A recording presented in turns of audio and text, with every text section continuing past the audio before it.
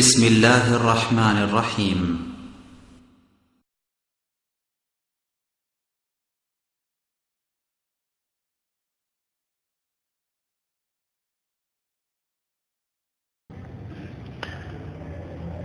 এই মর্মে হয়তো শুনেছেন যে যখন নামাজ মেরাজে ফরজ হলো তারপরের দিন জিবরাইল আলাইহিস সালাম মক্কায় তাশরীফ নিয়ে আসলেন নবী করিম সাল্লাল্লাহু আলাইহি ওয়াসাল্লামের কাছে। এসে 2 দিন ছিলেন নবী সাল্লাল্লাহু আলাইহি ওয়াসাল্লামের সাথে। 2 দিন মক্কাতুল মুকাররমায় জিবরাইল আলাইহিস সালাম ছিলেন রাসূলুল্লাহ সাল্লাল্লাহু আলাইহি ওয়াসাল্লামের সাথে। মুওয়াত্তা মালিক হাদিস হয়েছে, আম্মানি জিবরিল ইনদাল বাইত, বাইতুল্লাহর কাছে জিবরিল এসে 2 দিন আমার ইমামত করেছেন। মুক্তাদিকে রাসূলুল্লাহ সাল্লাল্লাহু আলাইহি ওয়াসাল্লাম, ইমামকে জিবরাইল আলাইহিস সালাম। একদিন প্রথম ওয়াক্তে, একদিন শেষ ওয়াক্তে কেমন করে নামাজ পড়তে হবে তাও দেখানো হয়েছে এবং ওয়াক্ত সময়ও দেখিয়ে দেওয়া হয়েছে, এই সময় নামাজ পড়তে হবে। আর বলে দেওয়া হয়েছে যে এই নামাজের ওয়াক্ত হচ্ছে এই যে 2 ওয়াক্তে পড়লাম, একদিন প্রথম ওয়াক্তে একদিন শেষ ওয়াক্তে, এর মধ্যে নামাজ পড়তে হবে। সূর্য ওঠার পর ফজর নামাজ পড়লে আল্লাহ কবুল করবেন না, কারণ এই নামাজ জিবরাইল আলাইহিস সালাম পড়ে দেখাননি। যেইভাবে নবী করিম সাল্লাল্লাহু আলাইহি ওয়াসাল্লামকে নামাজ পড়িয়ে দেখেছেন জিবরাইল আলাইহিস সালাম, সেইভাবে নবী করিম সাল্লাল্লাহু আলাইহি ওয়াসাল্লাম সারা জীবন নামাজ পড়েছেন। সেই নামাজ হচ্ছে আদর্শ, উসওয়া, নমুনা নারী পুরুষ উভয়ের জন্য। সুতরাং প্রত্যেককে নামাজ পড়তে হবে কার মতো?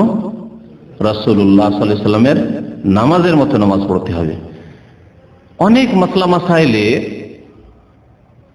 এই মযহাবধারী ভাইয়েরা, বিশেষ করে হানাফি মযহাবের নামাজে বহু মাসলা মাসাইলে দুর্বলতা আছে শুরু থেকে শেষ পর্যন্ত।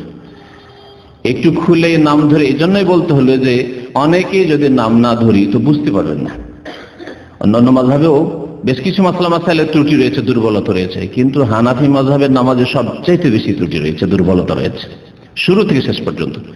তার মধ্যে আজকে 10 থেকে 12টা উল্লেখ করব, আরো সময় সুযোগ হলে বাকি মাসলা মাসাইলগুলি উল্লেখ করা যাবে। কিন্তু গুরুত্বপূর্ণ যেই ক্ষেত্রগুলিতে, যে বিষয়গুলিতে মাযহাবের নামাজের ত্রুটি বা দুর্বলতা রয়েছে, সহিহ হাদিসের বিপরীত নামাজ রয়েছে, সহিহ হাদিসের আপনার উল্টো নামাজ রয়েছে, সেই ক্ষেত্রগুলি আমাদের সাধারণ মানুষেরও জানা জরুরি, যাতে করে আপনাকে কেউ ধোঁকা না দিতে পারে যে না না এটাও নামাজ, রাসূলুল্লাহ সাল্লাল্লাহু আলাইহি ওয়াসাল্লাম নামাজ, এইভাবে নামাজ পড়লেও চলবে না।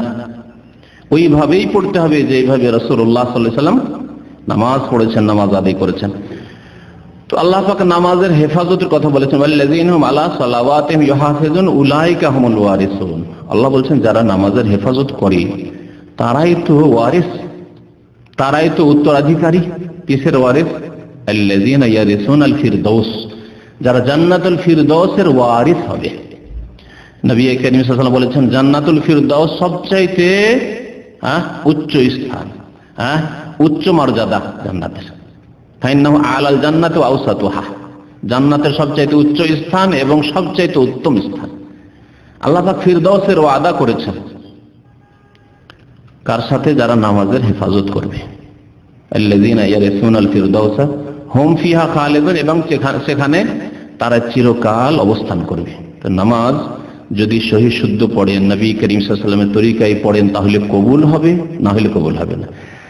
আর যদি সহি শুদ্ধ পড়েন তাহলে জান্নাতুল ফিরদাউস পাওয়া যাবে, আল্লাহ পাক ওয়াদা করেছেন, না হলে পাওয়া যাবে না। এবং চিরকাল থাকতে পাবেন যদি এই সহি নামাজ, রাসূলুল্লাহ সাল্লাল্লাহু আলাইহি ওয়াসাল্লাম নিয়ে আসা নামাজ যদি আদায় করেন। আসুন প্রথম মাসলা দিয়ে শুরু করি। গত আলোচনাতে বলেছিলাম যে নবী সাল্লাল্লাহু আলাইহি ওয়াসাল্লাম নামাজ কার মতো পড়তে বলেছেন? বুখারী শরীফের হাদিস, অন্যান্য হাদিসের কিতাব রয়েছে, সাল্লু কামা রাআইতুমুনি ওসাল্লি, তোমরা নামাজ পড়ো, কামা রাআইতুমুনি, যেমন আমাকে দেখলে, ওসাল্লি, নামাজ পড়তে, আমাকে যেমন নামাজ পড়তে দেখলে তেমন নামাজ পড়ো। সাহাবায়ে কেরামরা যারা নামাজ পড়তে দেখেছেন রাসূলুল্লাহ সাল্লাল্লাহু আলাইহি ওয়াসাল্লামকে, তারা এই নামাজের বর্ণনা পেশ করেছেন। আমরা দেখিনি, না আমাদের দেখার কোনো উপায় আছে? সাহাবায়ে কেরাম ছাড়া কেউ দেখেনি রাসূলুল্লাহ সাল্লাল্লাহু আলাইহি ওয়াসাল্লামকে নামাজ পড়তে। তাদেরকে সম্বোধন করেছেন নবী সাল্লাল্লাহু আলাইহি ওয়াসাল্লাম, এবং তাদের কাছ থেকে তাবেঈনরা নামাজ নিয়েছেন, তাবেঈনদের কাছ থেকে তাবেঈনরা নিয়েছেন।